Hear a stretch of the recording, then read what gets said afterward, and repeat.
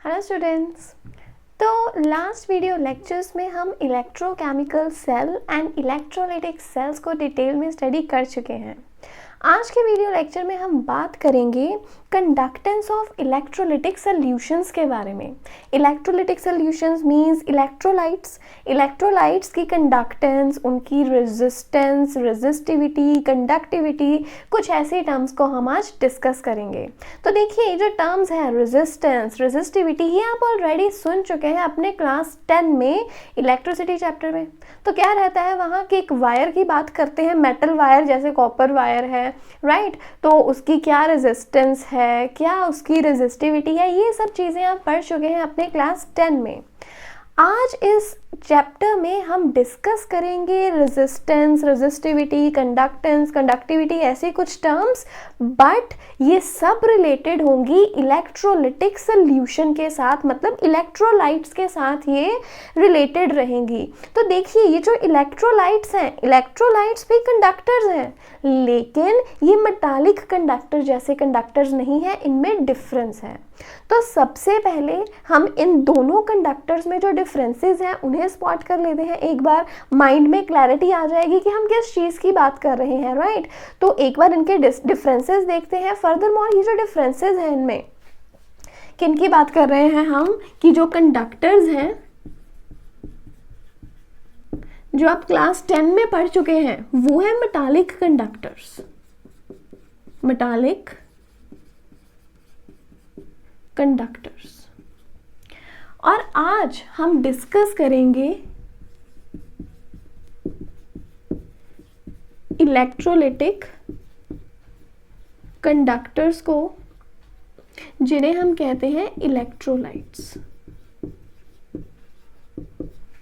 और metallic conductors को electronic conductors भी कहते हैं।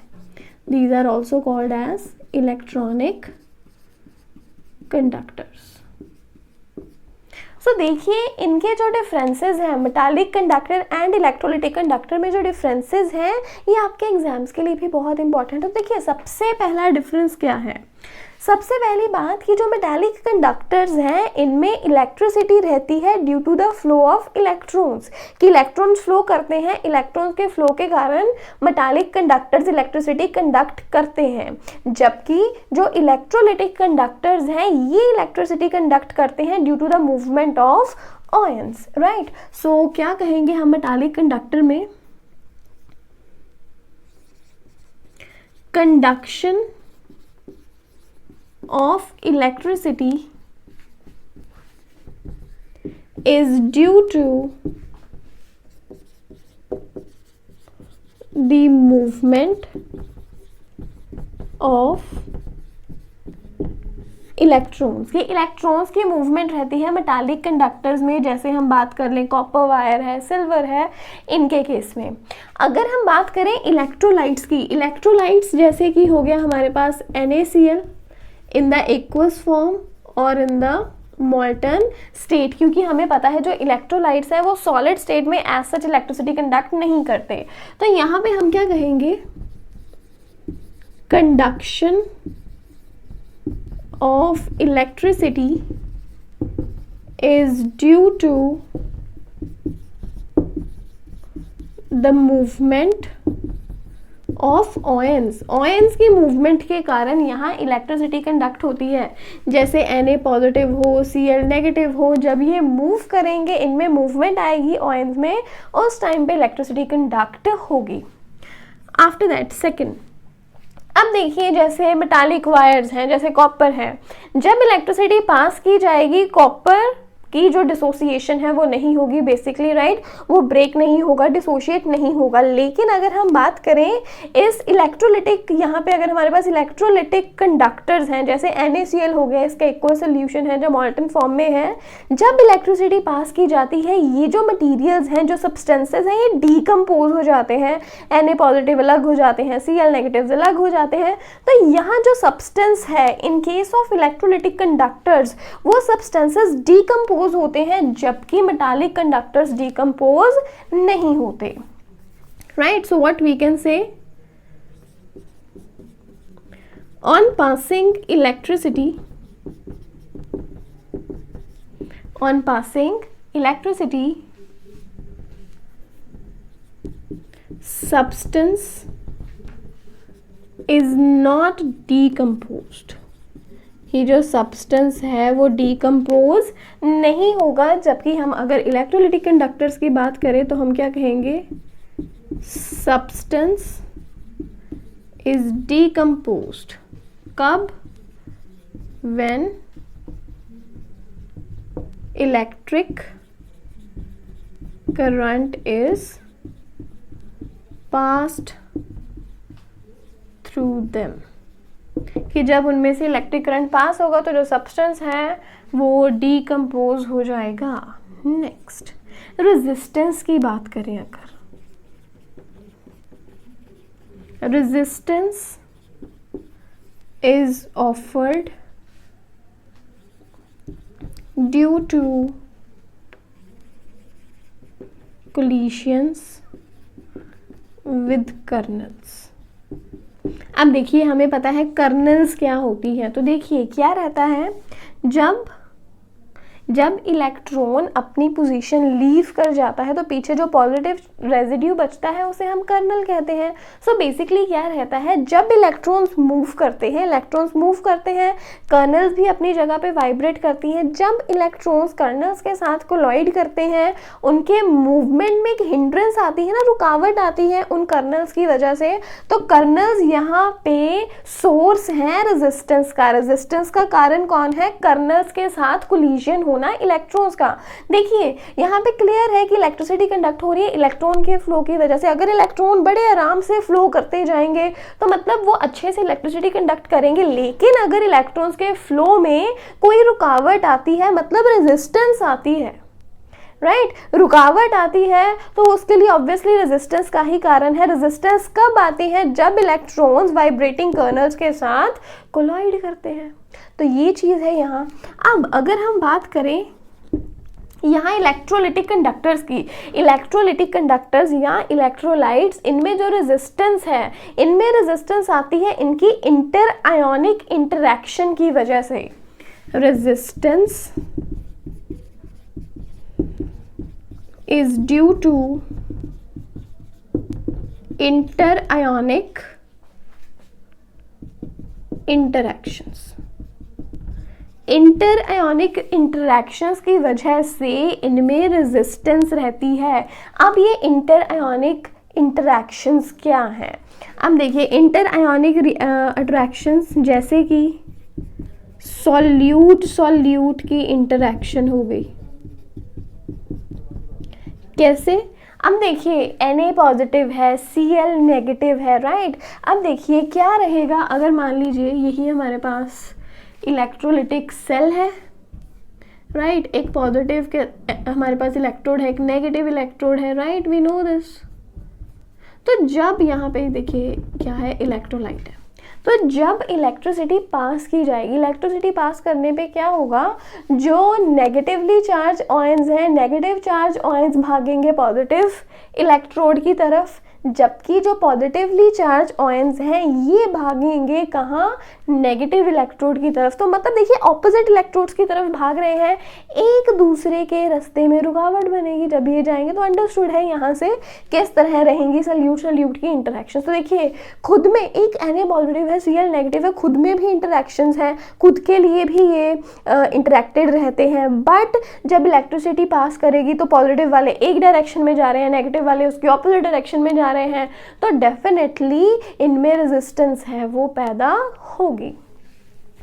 आफ्टर दैट हो सकती है solute solvent interaction. Solute solvent interaction means hydration energy. Hydration energy means कि जैसे मान लीजिए Na पॉजिटिव आयन है, Na पॉजिटिव आयन को सभी सराउंडिंग से वाटर मॉलिक्यूल्स जो हैं उसे कवर करेंगे, water molecules, right, water molecules इसको कवर करेंगे। सो देखिए पूरा का पूरा जो Na पॉजिटिव है उसके सराउंडिंग में सॉल्वेंट के मॉलिक्यूल्स आ गए, सॉल्वेशन एनर्जी उसे हम कहते हैं, राइट। जब सॉल्वेशन एनर्जी आ गई है, सारी सराउंडिंग से Na पॉजिटिव को घेरा है इन सॉल्वेंट के मॉलिक्यूल्स ने, तो ऑब्वियसली उसके मूवमेंट में प्रॉब्लम आएगी, वो मूव नहीं कर पाएगा अच्छे से, राइट। तो इस टाइम पे भी क्या आ जाएगी, हिंड्रेंस क्रिएट होगी, रेजिस्टेंस क्रिएट होगी। इसके बाद है सॉल्वेंट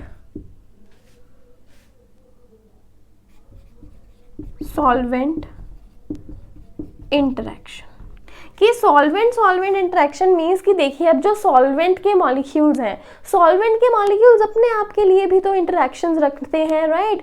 अब वो जो इंटरेक्शंस हैं उनकी अपने ही पार्टिकल्स में जो इंटरेक्शंस हैं वो भी यहाँ पे रेजिस्टेंस का कारण बनती है।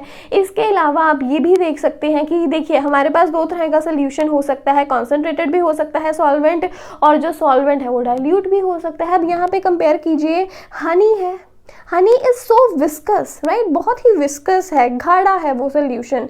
After that if we say water, water dilute है। अब देखिए जो सोल्यूशन पतला है, राइट, जो डाइल्यूट है उसमें ऑयंस हैं, जो उनकी मूवमेंट, जो मोबिलिटी है बहुत अच्छी रहेगी, इसलिए वो अच्छे से मूव करेंगे, तो वो ज़्यादा इलेक्ट्रिसिटी कंडक्ट कर सकते हैं। लेकिन अगर सोल्यूशन गाढ़ा हो, राइट, जैसे हनी सोल्यूशन हो गया, कुछ मतलब विस्कोसिटी है, ज़्यादा विस्कस है सोल्यूशन, अगर सोल्यूशन विस्कस है तो उसमें ऑयंस को मूव करने में भी प्रॉब्लम आएगी, राइट। तो जब उन्हें मूव करने में प्रॉब्लम आएगी उस टाइम पे, तो डेफिनेटली क्या हो रहा है, वहाँ पे उनके रास्ते में रुकावट आ रही है, क्योंकि सोल्यूशन बहुत ही गाढ़ा है यहाँ पे। तो एक तरह से विस्कस फोर्स जो है, विस्कस फोर्स भी यहाँ पे रिस्पॉन्सिबल है रेजिस्टेंस प्रोवाइड करने के लिए। तो ये है यहाँ पे केस रेजिस्टेंस का। आफ्टर दैट अगर हम कहें टेम्परेचर बढ़ाएंगे तो इन case of metallic conductor resistance भी बढ़ जाएगी। टेम्परेचर बढ़ाने पे रेजिस्टेंस भी बढ़ जाएगी। रीज़न देखिए क्या है, टेम्परेचर बढ़ाएंगे, अगर टेम्परेचर बढ़ेगा तो जो किनेटिक एनर्जी है, किनेटिक एनर्जी भी बढ़ जाएगी। किनेटिक एनर्जी बढ़ने से क्या होगा, अब देखिए जो मॉलिक्यूल्स हैं, जो इलेक्ट्रॉन्स हैं, इलेक्ट्रॉन्स तो मूव कर रहे हैं, लेकिन जो कर्नल्स हैं वो अपनी पोजीशन पे और भी ज़्यादा वाइब्रेट करना शुरू करेंगी। जब वो ज़्यादा रुकावट पैदा करेंगी इलेक्ट्रॉन के रास्ते में, तो डेफिनेटली रेजिस्टेंस तो बढ़ेगी ही। आफ्टर दैट अगर हम बात करें इलेक्ट्रोलिटिक कंडक्टर्स के केस में टेम्परेचर बढ़ाएंगे तो रेजिस्टेंस कम हो जाएगी, रेजिस्टेंस घट जाएगी। क्यों? क्योंकि अब देखिए यहाँ पे इंटरैक्शंस हैं, इंटरैक्शन चाहे सल्यूट की है, सल्यूट सॉल्वेंट की है, सॉल्वेंट की इंटरैक्शन तो है ना। जब भी हम टेम्परेचर बढ़ाएंगे, टेम्परेचर बढ़ा रहे हैं मतलब हम एनर्जी सप्लाई कर रहे हैं। अगर हम एनर्जी सप्लाई कर रहे हैं तो ये जो एनर्जी है ये इन इंटरैक्शंस को वीक करेगी। अगर इंटरैक्शंस, अब देखिए ये वो इंटरैक्शंस हैं जो रेजिस्टेंस पैदा कर रही हैं, दीज आर दोज इंटरैक्शन जो रेजिस्टेंस को बढ़ा रही हैं। अगर हम एनर्जी प्रोवाइड करेंगे, टेम्परेचर बढ़ाएंगे, एनर्जी सप्लाई करेंगे, तो ये जो इंटरैक्शंस हैं उस एनर्जी सप्लाई होने की वजह से जो इंटरैक्शंस हैं ये इंटरैक्शंस वीक हो जाएंगी। कौन सी इंटरैक्शंस? जो रेजिस्टेंस बढ़ा रही हैं। रेजिस्टेंस बढ़ाने वाली इंटरैक्शन वीक हो जाएगी तो इसका मतलब जो रेजिस्टेंस है वो कम हो जाएगी। तो ये चीज़ याद रखिए, बहुत ही इंपॉर्टेंट पॉइंट है यहाँ पे। यहाँ से क्वेश्चन आ जाता है इन दोनों के केसेस में कि what is the effect of increase in temperature on resistance in case of metallic conductor और द इलेक्ट्रोलिटिक कंडक्टर। की अगर टेम्परेचर बढ़ाया जाता है तो रेजिस्टेंस पे क्या इफेक्ट देखा जाएगा मेटालिक कंडक्टर के केस में या फिर इलेक्ट्रोलिटिक कंडक्टर के केस में, या फिर इफेक्ट ऑफ टेम्परेचर को एक्सप्लेन कीजिए on the resistance of metallic conductor और द इलेक्ट्रोलिटिक कंडक्टर। तो हमेशा याद रखें टेम्परेचर बढ़ाएंगे तो मेटालिक कंडक्टर की रेजिस्टेंस बढ़ेगी, क्योंकि जो कर्नल्स हैं वो और ज़्यादा अच्छे से वाइब्रेट करनी शुरू होगी, ज़्यादा कोलिजन होने शुरू हो जाएंगे इलेक्ट्रॉन्स और कर्नल्स में, तो रेजिस्टेंस बढ़ जाएगी बेसिकली। लेकिन यहाँ इलेक्ट्रोलिटिक कंडक्टर्स के केस में टेम्परेचर बढ़ाने पे रेजिस्टेंस कम होगी, क्योंकि एनर्जी सप्लाई करते हैं इंटरआयोनिक, ये वाली फोर्सेस जो रेजिस्टेंस बढ़ा रही हैं, ये वाली इंटरैक्शंस वीक हो जाएंगी और जो रेजिस्टेंस है वो फॉल करेगी। तो अभी सबसे पहले वीडियो पॉज करें, इन पॉइंट्स को नोट करें, then we will move on to our next topic. आज के लिए हमारा टॉपिक है कंडक्टेंस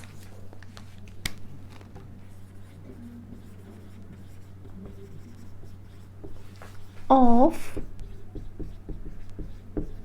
इलेक्ट्रोलिटिक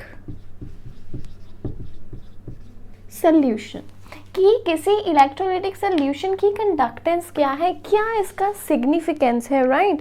तो इस टॉपिक को स्टार्ट करने से पहले कुछ बेसिक टर्म्स हैं जो हमें पता होनी चाहिए। We need to know some basic terms.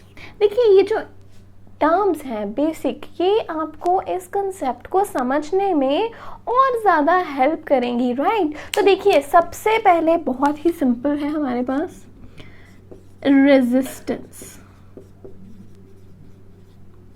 So resistance क्या रहती है? Resistance is the hindrance to the flow of charge in an electrolyte. क्योंकि देखिए यहाँ हम बेसिकली इलेक्ट्रोलाइटिक सॉल्यूशंस की बात कर रहे हैं। We are talking about electrolytic conductors. तो इलेक्ट्रोलाइटिक कंडक्टर्स में चार्ज के फ्लो में जो हिंड्रेंस है, hindrance to the flow of charge, जो रुकावट आएगी चार्ज के फ्लो में, राइट, उसे हम क्या कह देते हैं? रेजिस्टेंस। जैसे अभी हमने डिस्कस किया कि सॉल्यूट सॉल्यूट इंटरेक्शन है, सॉल्यूट सॉल्वेंट इंटरेक्शन है, सॉल्वेंट सॉल्वेंट इंटरेक्शन है। तो ये इस तरह की इंटरेक्शंस हैं जो कि चार्ज के फ्लो में हिंड्रेंस क्रिएट करती हैं। तो ये हमारे लिए क्या है? रेजिस्टेंस का सोर्स है। तो यही चीज़ है यहाँ पे। रेजिस्टेंस बेसिकली क्या है? It is the hindrance. Hindrance means रुकावट। रुकावट किसके रास्ते में है? To the flow of charge in an electrolyte. और रेजिस्टेंस को हम डिनोट करते हैं कैपिटल आर के साथ। रेजिस्टेंस के यूनिट्स क्या रहते हैं? What are the SI units for resistance? Ohm, ये इसका सिंबल रहता है। अब रेजिस्टेंस है जिस तरह से, वैसे हमारे पास एक दूसरी टर्म है जिसे हम कहते हैं कंडक्टेंस। एक तो है ये हमारे पास रेजिस्टेंस और दूसरी है हमारे पास कंडक्टेंस। तो देखिए कंडक्टेंस क्या है? Conductance is the ease. Ease मतलब आसानी। Conductance is the ease with which electric current can flow through an electrolyte, through an electrolyte। तो देखिए कंडक्टेंस है ईज, की मतलब किस आसानी के साथ जो इलेक्ट्रिक करंट है वो इलेक्ट्रोलाइट के थ्रू फ्लो कर सकता है। It is the ease with which electric current can flow through an electrolyte और द इलेक्ट्रोलिटिक सॉल्यूशन। तो देखिए यहाँ कंडक्टेंस में हम बात कर रहे हैं किस आसानी से करंट फ्लो कर सकता है, और यहाँ रेजिस्टेंस क्या है? ये रुकावट है to the flow of charge. अगर ये चार्ज के रास्ते में रुकावट है तो मतलब ये रुकावट है करंट के रास्ते में। सो रेजिस्टेंस में हम बात कर रहे हैं हिंड्रेंस की, ये रुकावट है, जबकि जो कंडक्टेंस है इट इज द ईज। तो दोनों एक दूसरे के ऑपोजिट हो गए ना। तो हम क्या कह सकते हैं? That conductance is reciprocal of resistance. Conductance क्या है? रेजिस्टेंस का रेसिप्रोकल। ये चीज याद रखें, कंडक्टेंस इज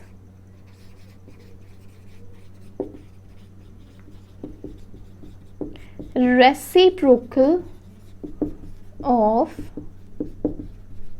रेजिस्टेंस। अब देखिए रेजिस्टेंस का ये रेसिप्रोकल है अगर, तो इसके यूनिट्स क्या बनेंगे? अब कंडक्टेंस को याद रखिए, हम डिनोट करते हैं C के साथ। C is equals to 1/R, right. तो इसके यूनिट्स क्या बन जाएंगे? रेजिस्टेंस के यूनिट्स हैं हमारे पास ओहम, तो इसके कंडक्टेंस के क्या हो जाएंगे? Ohm inverse. OM इनवर्स इस तरह से लिख सकते हैं, इस तरह से भी लिख सकते हैं OM इनवर्स, और सिंपली OHM, देखिए OHM OM है, इसे अगर हम रिवर्स पढ़ेंगे क्या बनेगा, ये MHO, it will B MHO। ये जो MHO है इस तरह से भी कंडक्टेंस के यूनिट्स को लिखा जा सकता है, क्योंकि उसका रेसिप्रोकल है तो रिवर्स में यूनिट्स को लिख दिया गया। और जो इम्पॉर्टेंट है यहाँ पे जो हमें कॉमनली सुनने को मिलेगा that is siemens, denoted with capital S, right, siemens. तो ये यूनिट्स हैं यहाँ पे हम कंडक्टेंस के लिए यूज करते हैं, right. After that we have specific resistance, specific resistance, specific resistance को डिनोट करते हैं हम रो के साथ, स्पेसिफिक रेजिस्टेंस, और it is called as resistivity, specific resistance और रेजिस्टिविटी। तो देखिए ये आप क्लास 10 से भी पढ़ते आए हैं कि अगर हमारे पास कोई मेटालिक कंडक्टर है, जैसे कि मान लीजिए ये मेटालिक वायर है, राइट, तो इस वायर की लेंथ अगर L है, area of cross section A है, तो हम क्या कहते हैं कि जो रेजिस्टेंस है R, resistance is directly proportional to length but it is inversely proportional to area of cross section. ये चीज़ आपने पढ़ी है क्लास 10 में, right, the factors on which resistance depend. तो देखिए यहाँ हम बात करते हैं, अगर हम बात करें मेटालिक कंडक्टर्स की, तो उनमें कॉमनली हम वायर लेते हैं, वायर की लेंथ रहती है, वायर का एरिया ऑफ क्रॉस सेक्शन भी है। लेकिन हम यहाँ बात कर रहे हैं इलेक्ट्रोलिटिक सोल्यूशन की, we are talking about electrolyte, right. तो हम इस केस में यहाँ लेंथ और एरिया का क्या मीनिंग है, केस यहाँ पे भी यही रहेगा कि जो रेजिस्टेंस है डायरेक्टली प्रोपोर्शनल है लेंथ के and it is inversely proportional to the area of cross section. अब ये L और A क्या है, देखिए हमारे पास इलेक्ट्रोलिटिक टैंक रहता है, we have that electrolytic tank, right। अब इस टैंक में क्या है, यहाँ पे 2 इलेक्ट्रोड्स रहेंगी, electrodes will be there, right. तो क्या रहेगा, ये इलेक्ट्रोड्स हैं। अब देखिए ये जो इलेक्ट्रोड्स हैं, इन इलेक्ट्रोड्स का कुछ एरिया रहेगा, इनके एरिया को ही हम क्या कहेंगे, एरिया ऑफ क्रॉस सेक्शन। की जो इलेक्ट्रोड का एरिया है वो हमारे लिए यहाँ एरिया ऑफ क्रॉस सेक्शन है, और इन इलेक्ट्रोड्स में जो दूरी है that is L for us, कि जो इलेक्ट्रोड्स हैं एक दूसरे से कितनी दूर हैं, कितनी अपार्ट है, दैट इज द लेंथ। और डेफिनेटली यहाँ इलेक्ट्रोलाइट तो रहेगा ही, डेफिनेट है ये चीज़ तो, राइट। तो A एंड L का मीनिंग यहाँ पे ये है, A means area of cross section of electrodes and L is the distance between 2 electrodes, right. अब देखिए यहाँ से हम क्या कह सकते हैं, from 1 and 2 we may conclude that R is proportional to L upon A। R किसके प्रोपोर्शनल है, L अपॉन A के। तो जब प्रोपोर्शनैलिटी का साइन हटाएंगे एक हमारे पास कांस्टेंट आ जाएगा, the constant is rho. Rho is a constant of proportionality known as, इसका नाम क्या है, नोन एज स्पेसिफिक रेजिस्टेंस और यू मे से रेजिस्टिविटी, जिसे हम कहते हैं स्पेसिफिक रेजिस्टेंस या फिर रेजिस्टिविटी। इस तरह से हम इस रो, इस स्पेसिफिक रेजिस्टेंस की वैल्यू निकाल सकते हैं। Specific resistance rho is equals to R A upon L। Rho किसके इक्वल है, R A अपॉन L के। तो सबसे पहले अभी वीडियो पॉज कीजिए, इतना काम नोट करिए, देन हम आगे मूव ऑन करते हैं। Yes, have you noted down. तो अभी हम इसके आगे मूव करते हैं। I am going to erase from this side.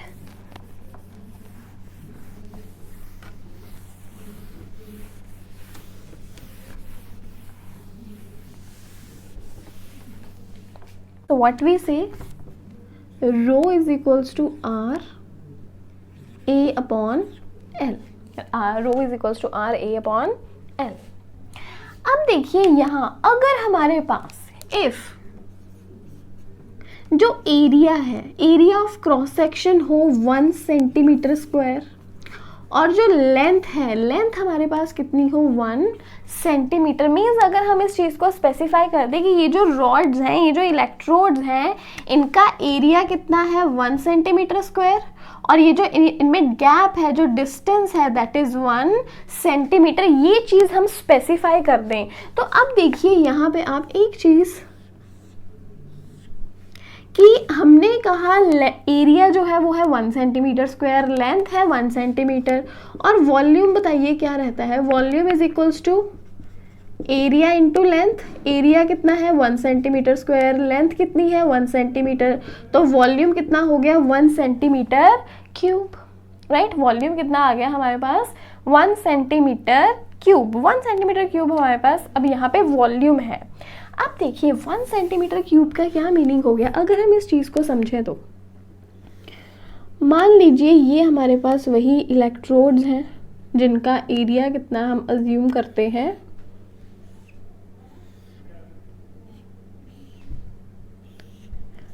1 centimetre,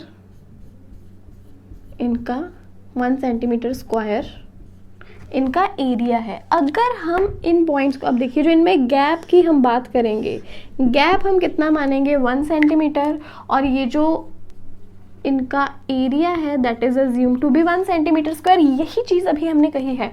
तो देखिए ओवरऑल वॉल्यूम हमारे पास क्या बन जाएगा, देखिए हमारे पास 1 सेंटीमीटर क्यूब बन गया। यही हम कह रहे हैं वॉल्यूम क्या है अभी इस टाइम पे 1 centimetre cube, this is 1 centimetre cube. देखिए क्यूब बन गया ना कि एरिया यहाँ पे 1 सेंटीमीटर स्क्वायर, तो यहाँ पे इनमें जो डिस्टेंस है दैट इज ऑल्सो 1 सेंटीमीटर, तो ओवरऑल वॉल्यूम कितना हो गया 1 सेंटीमीटर क्यूब, यही चीज़ हम कह रहे हैं। अब देखिए जब ए की वैल्यू भी 1 है, एल की वैल्यू भी 1 है, इस टाइम पे जो रो है that is the specific resistance, ये किसके इक्वल हो जाएगा आर के इक्वल। तो हम क्या कह सकते हैं कि ये जो स्पेसिफिक रेजिस्टेंस है ये क्या है, what is this specific resistance. Specific resistance किसकी, किसी इलेक्ट्रोलाइट की specific resistance of an electrolyte, किसी इलेक्ट्रोलाइट की जो स्पेसिफिक रेजिस्टेंस है वो क्या होगी। Specific resistance is the resistance, specific resistance क्या है, रेजिस्टेंस है। रेजिस्टेंस किसे है, अब ये to all the ions, ions को ही रेजिस्टेंस चाहिए, तो हम क्या कहते हैं R is the resistance, resistance है, हिंड्रेंस है to the flow of charge. अब यहाँ इलेक्ट्रोलिटिक सोल्यूशन में कोई इलेक्ट्रोलाइट है, उसमें चार्ज कौन कैरी करते हैं, ऑयंस कैरी करते हैं, तो यहाँ रेजिस्टेंस भी किन्हें मिलेगी, it is the resistance offer to all the ions, सभी ऑयंस को मिलने वाली resistance, it is the resistance offered to all the ions, सभी ऑयंस की रेजिस्टेंस, किन ऑयंस की रेजिस्टेंस, इसी इलेक्ट्रोलाइट के ऑयंस को जो रेजिस्टेंस मिलेगी। Specific resistance of an electrolyte is the resistance, वो रेजिस्टेंस है किन्हें मिल रही है, offer to all the ions, किसके ऑयंस हैं ये, इसी इलेक्ट्रोलाइट के, all the ions of that electrolyte, इसी इलेक्ट्रोलाइट के ऑयंस कहाँ है, ये ऑयंस कहाँ प्रेजेंट हैं, वो ऑयंस जो कि इस 1 सेंटीमीटर क्यूब के एरिया में प्रेजेंट हैं। Electrolyte present to all the ions of the electrolyte present in 1 centimetre cube volume, 1 centimetre volume है यहाँ पे, 1 centimetre cube of the solution और 1 सेंटीमीटर क्यूब वॉल्यूम किसका, सॉल्यूशन का, right? So this is the definition for specific resistance. Specific resistance क्या है? Specific resistance of an electrolyte is the resistance offer, वो resistance offer हो रही है, किसे offer हो रही है? To all the ions, उन सभी ions को, किसके ions? Of that electrolyte. कहाँ है ये? कब रो की वैल्यू आर के इक्वल हो रही है? कब जो रेजिस्टिविटी है वो रेजिस्टेंस के इक्वल हो रही है? जब एरिया हमारे पास 1 सेंटीमीटर स्क्वायर है, लेंथ हमारे पास 1 सेंटीमीटर है, मतलब हमारे पास वॉल्यूम कितना है? 1 सेंटीमीटर क्यूब। तो ये ऑयंस कहाँ प्रेजेंट है? The ions are present in 1 centimetre cube of the solution. कि 1 सेंटीमीटर, देखिए पूरा सोल्यूशन है, पूरे सोल्यूशन के 1 सेंटीमीटर क्यूब की बात हो रही है। पूरे सोल्यूशन का जो 1 सेंटीमीटर क्यूब है उसमें जो ऑयंस हैं, उन ऑयंस को क्या रेजिस्टेंस प्रोवाइड हो रही है, उसे हम क्या कहेंगे? स्पेसिफिक रेजिस्टेंस और दी रेजिस्टिविटी। तो देखिए नाम में ही लिखा हुआ है स्पेसिफिक, तो यहाँ पे स्पेसिफाइड है वो चीज। चाहे जितना मर्जी वॉल्यूम हो, जितना मर्जी वॉल्यूम है, उस सारे वॉल्यूम का 1 सेंटीमीटर क्यूब हम लेते हैं। 1 सेंटीमीटर क्यूब में जितने भी ऑयंस हैं, उन ऑयंस को क्या रेजिस्टेंस ऑफर हो रही है, उसे हम क्या कहेंगे? स्पेसिफिक रेजिस्टेंस और the resistivity of that electrolyte. तो ये चीज है यहाँ पे, इसे बिल्कुल अपने माइंड में क्लियर रखें that what do we mean by this term, right? तो ये यहाँ पे हमें क्लियर हो गया दैट व्हाट इज रेजिस्टिविटी। अगर हम अब बात करें इसके यूनिट्स की, if we talk about units, देखिए resistivity rho is equals to R A upon L. Resistance है, रेजिस्टेंस के यूनिट्स रहेंगे ओहम्स। अब यहाँ पे देखिए जो एसआई यूनिट्स हैं वो तो रहते हैं मीटर, लेकिन हमें पता है दैट कि जो हमारे पास जो वैल्यूज़ हैं यहाँ पे रहेंगी एरिया की, वो हमें मीटर्स में गिवन नहीं होंगी, those will be given in centimetres, right? तो यहाँ पे हमारे पास क्या रहेगा? एरिया है हमारे पास सेंटीमीटर स्क्वायर, मीटर स्क्वायर में नहीं गिवन रहता क्योंकि सेल इतना बड़ा नहीं होता, छोटे से तो सेल होते हैं। तो एरिया है और जो लेंथ है those are given in centimetres only, right? तो एरिया है सेंटीमीटर स्क्वायर, लेंथ है यहाँ पे हमारे पास सेंटीमीटर। तो रेजिस्टिविटी के यूनिट्स क्या बन जाएंगे? Ohm centimetre. क्या बन जाएंगे? Ohm centimetre, right? तो ये चीज़ है। तो देखिए रेजिस्टेंस है, रेजिस्टेंस के यूनिट्स हमारे पास ओहम है, राइट? और जो रेजिस्टिविटी है, रेजिस्टिविटी के जो यूनिट्स है वो ओहम सेंटीमीटर है। अगर ऐसा यूनिट्स की बात करें तो वो क्या रहेंगे? Ohm metre. लेकिन सेल इतना बड़ा नहीं होता, इतने उनके लेंथ्स नहीं होते, तो यहाँ पे हमारे पास जो वैल्यूज गिवन रहती हैं those are in centimetres only, right? तो ये चीज़ है, अभी पहले से नोट करें। सो आई होप कि आपने ये नोट कर लिया होगा पॉज करके video. Now I am going to raise from this side.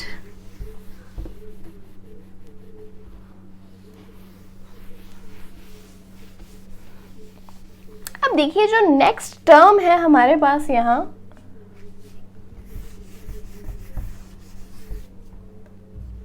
That is conductivity.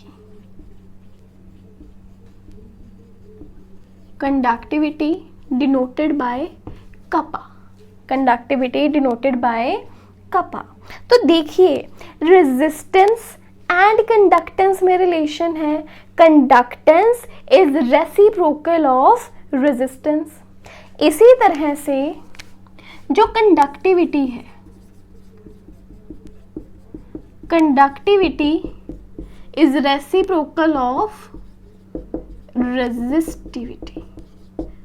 Kappa is 1 by rho. Conductivity is reciprocal of resistivity. इस resistivity का ये reciprocal है, तो कप्पा का रिलेशन क्या आ जाएगा हमारे पास? Kappa will be equals to 1 upon, देखिए रो का रिलेशन है आर ए अपॉन एल, तो ये क्या आ जाएगा? R A and L will be there. Or what else we may write? Kappa is equals to 1 upon R into L upon A.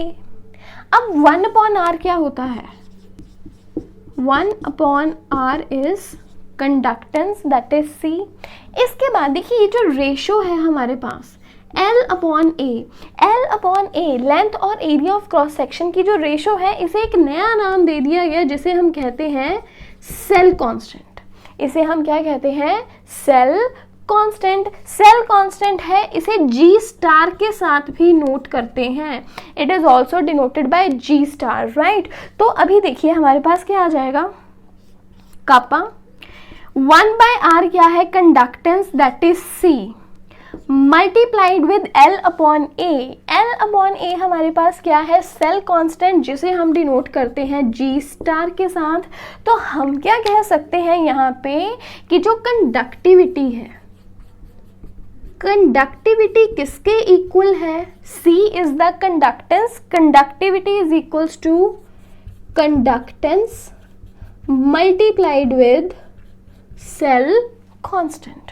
So conductivity basically product है conductance and cell constant का। इस तरह से भी हम इस चीज को कह सकते हैं that conductivity is the product of conductance and cell constant.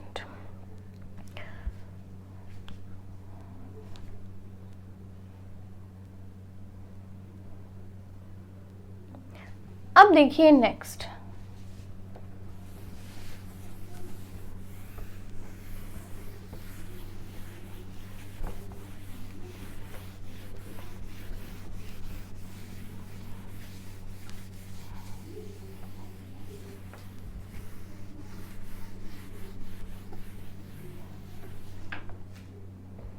so what we have, kappa is equals to C, that is conductivity, and cell constant जिसे हम कहते हैं L/A। अब देखिए अगर इसके हमें सबसे पहले यूनिट्स बनाने हो, यूनिट्स कापा के क्या यूनिट्स रहेंगे? Conductivity C, C is the conductivity, conductance, kappa is the conductivity and C is the conductance। conductance is reciprocal of resistance. तो कंडक्टेंस के यूनिट्स क्या हैं? Ohm inverse. इसके अलावा लेंथ, लेंथ हमारे पास रहती है सेंटीमीटर्स में गिवन रहती है हमें। Area is centimetre square. तो हमारे पास कापा के यूनिट्स क्या बन जाएंगे? Ohm inverse, centimetre inverse. So units for kappa is ohm inverse and centimeter inverse. After that देखिए जैसे कि हम कहते हैं कि कंडक्टेंस जो है, कंडक्टेंस के यूनिट्स यहाँ पे ओहम इनवर्स रहते हैं, लेकिन सीमेंस भी रहते हैं, और you may also be given with siemens centimetre inverse. इस तरह से आपको यूनिट्स मिल सकते हैं। अब नेक्स्ट देखिए, अब यहाँ पे भी हम एक केस कंसिडर करते हैं। इफ़ मान लीजिए कि जो लेंथ है वो 1 सेंटीमीटर है एंड जो एरिया है वो है 1 centimetre square. Length is 1 centimetre and area is 1 centimetre square. L की वैल्यू भी 1, ए की वैल्यू भी 1, तो कापा किसके इक्वल आ जाएगा? C K. What we can say, conductivity, conductivity किसी इलेक्ट्रोलाइट की किसके इक्वल रहेगी? उसी इलेक्ट्रोलाइट के कंडक्टेंस के। कब? जब लेंथ हो 1 centimetre and area of cross section हो 1 सेंटीमीटर स्क्वायर। तो हम क्या कह सकते हैं?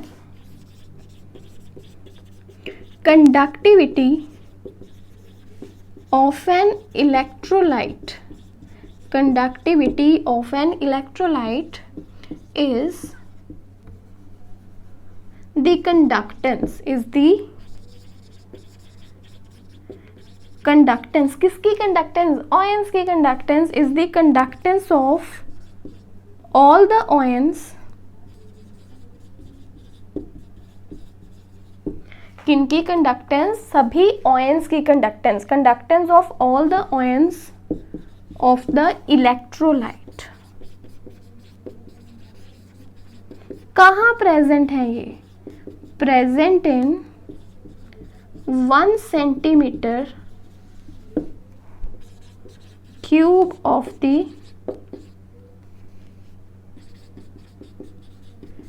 electrolytic solution. तो देखिए वही चीज़ है ना कि हमारे पास जो लेंथ है, मतलब जो दो इलेक्ट्रोड्स में जो गैप है दैट इज़ 1 सेंटीमीटर, एंड जो एरिया ऑफ क्रॉस सेक्शन है इलेक्ट्रोड्स का दैट इज़ 1 सेंटीमीटर स्क्वायर।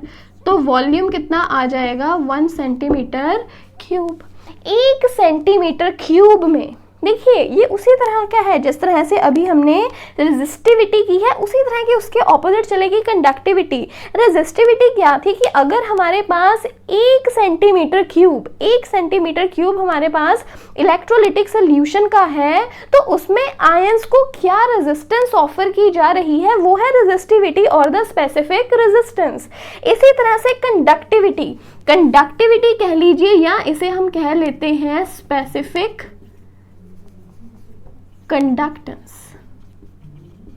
क्या कह लेते हैं इसे, कंडक्टिविटी या फिर स्पेसिफिक कंडक्टेंस। यहाँ पे भी हम वॉल्यूम स्पेसिफाई कर रहे हैं 1 सेंटीमीटर क्यूब।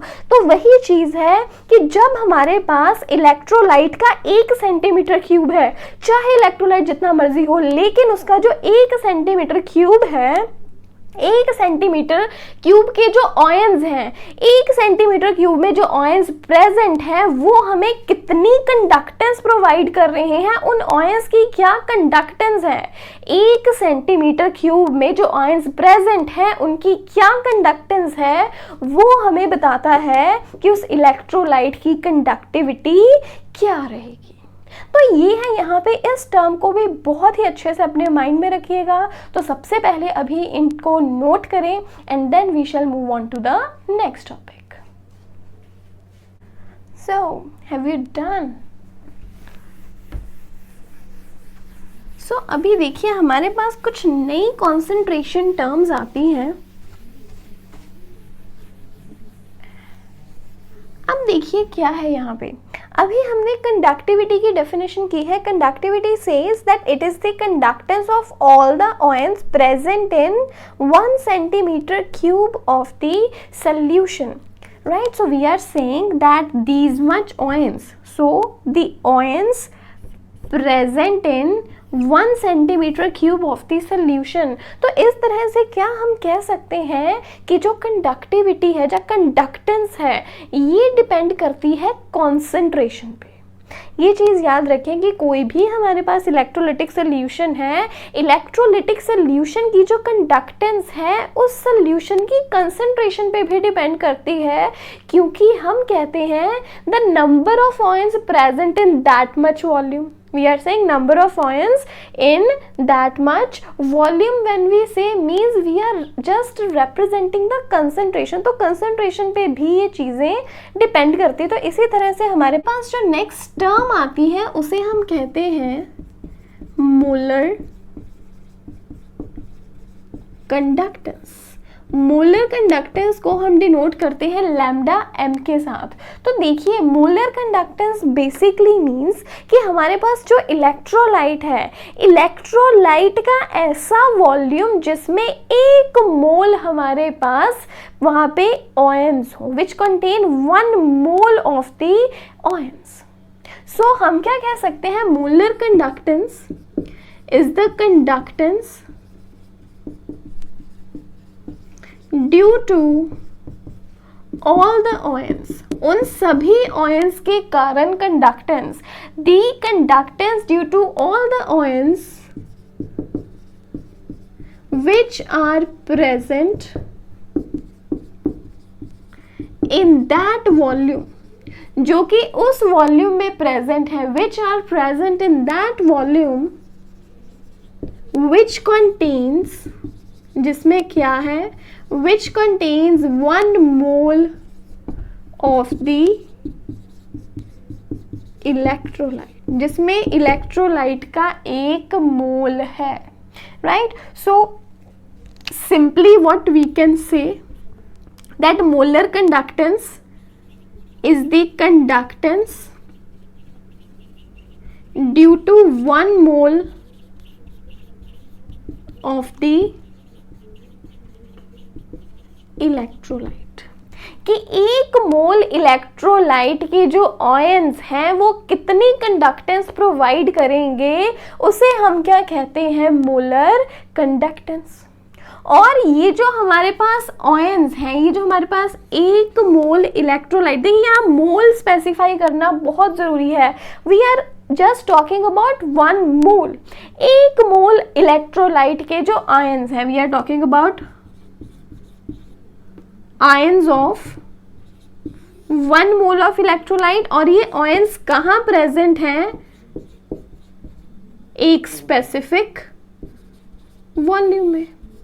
एक स्पेसिफिक वॉल्यूम की बात हो रही है ना, कि वो वॉल्यूम, पूरे इलेक्ट्रोलाइट का वो वॉल्यूम जिसमें 1 मोल इलेक्ट्रोलाइट्स हैं, उस वॉल्यूम में जो भी इलेक्ट्रोलाइट्स हैं उनके जो आयंस हैं उसके कारण जो कंडक्टेंस आएगी उसे हम क्या कहेंगे? Molar conductance. So molar conductance lambda M, molar conductance lambda M किसके इक्वल रहेगी?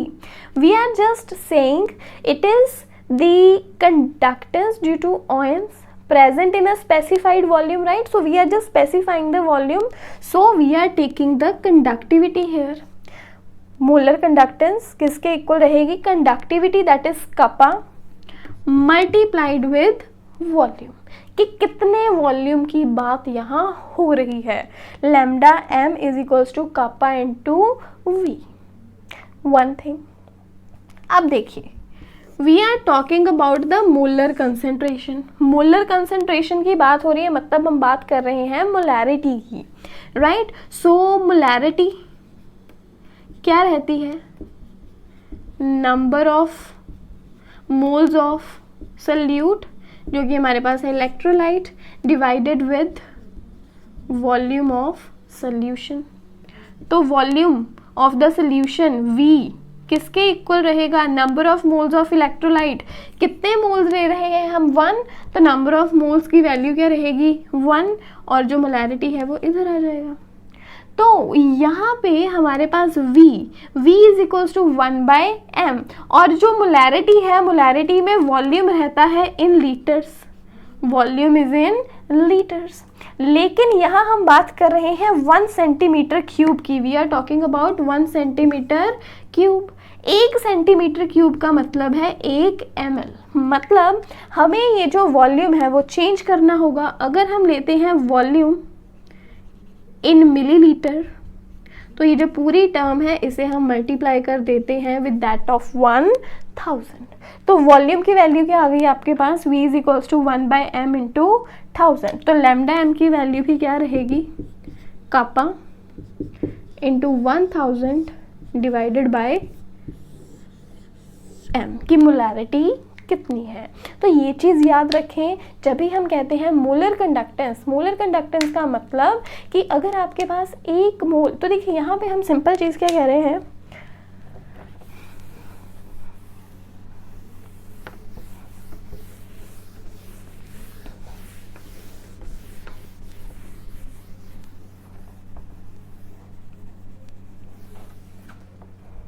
सी, और इसे थोड़ा सिंप्लीफाई करते हैं और अच्छे से समझिए इस चीज़ को, क्योंकि हमें कंसेप्ट को क्लियर करना है, कंफ्यूजन में कोई चीज़ नहीं रखनी,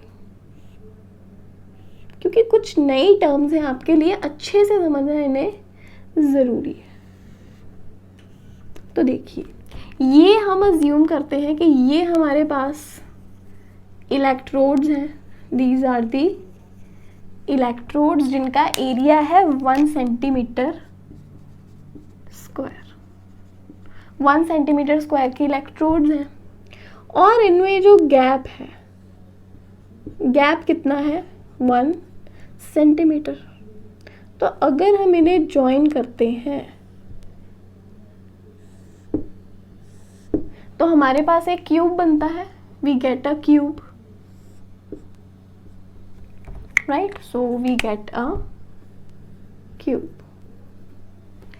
So देखिए ये चीज़ हम कह रहे हैं कि ये हमारे पास एक यूनिट वॉल्यूम है। We are talking about 1 centimetre cube. 1 centimetre cube मतलब 1 ml। अब यहाँ पे ये इलेक्ट्रोड्स हैं जिनका एरिया स्पेसिफाइड है, ये इलेक्ट्रोड्स 1 सेंटीमीटर स्क्वायर की हैं, इनमें जो गैप है वो 1 सेंटीमीटर है। So overall we are talking about 1 centimetre cube और आई कैन से 1 ml। अब अगर इस 1 सेंटीमीटर क्यूब में हम इलेक्ट्रोलाइट को फिल करते हैं, there is the amount of electrolyte present, तो यहाँ पे वो जो इलेक्ट्रोलाइट है वो एक स्पेसिफाई हो गया, उसका वॉल्यूम स्पेसिफाई हो गया कि इतने ही वॉल्यूम में हमारे पास इलेक्ट्रोलाइट है। अब जब 1 सेंटीमीटर क्यूब में हम कहते हैं कि कंडक्टेंस इतनी है, स्पेसिफाई कर दी हमने कंडक्टेंस, तो वो हमारी क्या बन गई, conductivity kappa. Conductivity is, what is conductivity, conductivity क्या है, conductivity is the conductance of all the ions. Conductivity क्या है, conductance of all the ions present in 1 centimetre cube of the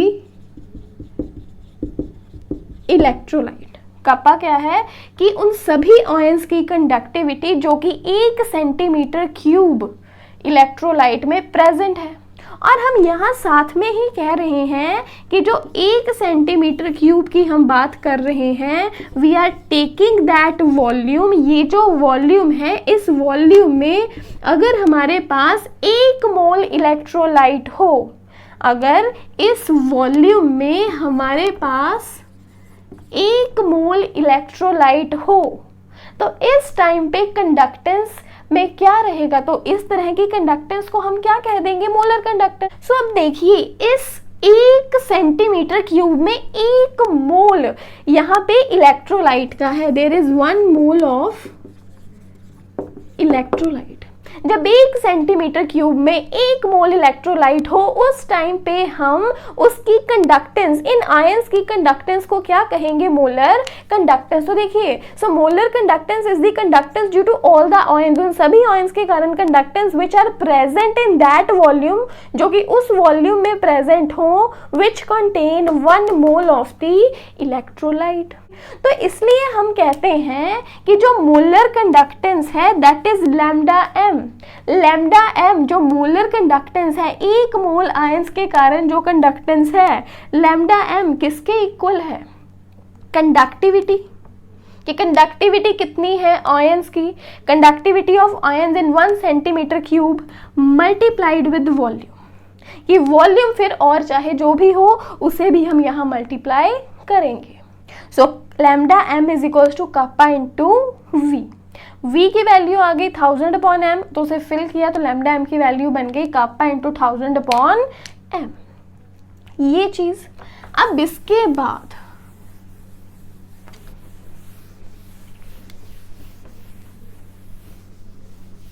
हमारे पास 6 टर्म है, इक्विवेलेंट कंडक्टेंस। कि equivalent conductance क्या है। अब देखिए मोलर कंडक्टेंस में हम बात कर रहे हैं 1 मोल ऑफ द इलेक्ट्रोलाइट। अगर हमारे पास इलेक्ट्रोलाइट 1 ग्राम इक्विवेलेंट हो तो उस टाइम पे हम क्या कह देंगे ऐसे कंडक्टेंस को, equivalent conductance. So equivalent conductance क्या है, it is the conductance due to all the ions present in that volume, उस वॉल्यूम में present in that volume which contains 1 gram equivalent of the electrolyte। ऐसा volume जिसमें 1 gram equivalent हो। अब इसे हम डिनोट करते हैं लैम्डा ई क्यू से। लैम्डा ई क्यू भी किसके इक्वल रहेगा, कप्पा। की कंडक्टिविटी कितनी है, मीन्स कि अगेन यही केस है, हमारे पास 1 सेंटीमीटर स्क्वायर की रॉड्स हैं, 1 सेंटीमीटर अपार्ट है, तो यहाँ पे हमारे पास वॉल्यूम आ जाएगा 1 सेंटीमीटर क्यूब। 1 सेंटीमीटर क्यूब में जितने भी आयंस हैं उनकी कंडक्टेंस को हम क्या कहते हैं, specific conductance, that is kappa. लेकिन अब हम अज्यूम करते हैं कि इस 1 सेंटीमीटर क्यूब का ये जो वॉल्यूम है, इस वॉल्यूम में हमारे पास इलेक्ट्रोलाइट का 1 ग्राम इक्विवेलेंट है। We have 1 gram equivalent of electrolyte. तो अगर 1 सेंटीमीटर क्यूब में 1 ग्राम इक्विवेलेंट है इलेक्ट्रोलाइट का, तो उसे कहा जाएगा इक्विवेलेंट कंडक्टेंस। अगर हमारे पास 1 सेंटीमीटर क्यूब में 1 मोल इलेक्ट्रोलाइट है, देन उनके आयंस की जो कंडक्टेंस है उसे कहा जाएगा molar conductance. So again it will be equals to lambda EQ is equals to kappa into V। अब देखिए हम बात कर रहे हैं यहाँ ग्राम इक्विवेलेंट्स की, right. We are talking about gram equivalents, means we are talking about normality. Normality किसके इक्वल रहती है? Number of gram equivalents divided with volume in litres. अब यहाँ पे अगर मान लीजिए, अब नंबर ऑफ ग्राम इक्विवेलेंट्स कितने हैं हमारे पास? 1। We are just taken 1 gram equivalent of the electrolyte. So number of gram equivalent कितने हैं? 1 डिवाइडेड विद वॉल्यूम। वॉल्यूम को अगर लिया जाए मिलीलीटर्स में तो इसे मल्टीप्लाइड कर दिया जाएगा 1000 के साथ। तो यहाँ से V की वैल्यू क्या आ जाएगी? 1000/n। तो इस तरह से लैम्डा EQ किसके इक्वल हो जाता है? kappa into 1000/n। तो ये है हमारे पास इक्विवेलेंट कंडक्टेंस। इन दो टर्म्स में कभी कंफ्यूज ना हो। सो मोलर कंडक्टेंस रहती है conductance due to 1 mole of electrolyte, जबकि जो इक्विवेलेंट कंडक्टेंस है it is the conductance due to 1 gram equivalent of the electrolyte. Formula जरूर याद रखें, it is lambda equals to kappa into 1000/m मोलैरिटी, and here lambda EQ is equals to kappa into 1000/n, that is normality.